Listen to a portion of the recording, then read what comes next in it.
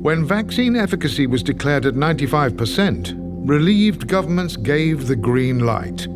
But Dr. Malhotra argues that the methodology was flawed. Relative risk reduction is a way of exaggerating the benefits of any intervention, clearly which would be in the interests of people trying to sell you something, in this case the pharmaceutical industry. So if, for example, you have 1,000 people in a trial that didn't have the vaccine versus 1,000 people that did, in the placebo group, in the dummy group, you may have 2 people dying, and in the intervention group, you may have just 1 person dying. And that's a reduction of 50%. 1/2 is a 50% relative risk reduction. But actually, you've only saved 1 life out of 1,000.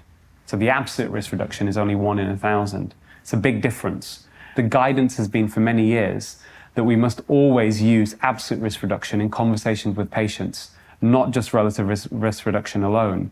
Otherwise, it's considered unethical. The accusation is that governments acted on Pfizer's relative risk figure of 95% efficacy, when the absolute risk was a mere 0.84%.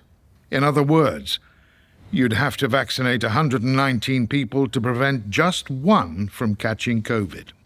So we were basically sold on something that ultimately, in retrospect now, was very, very misleading.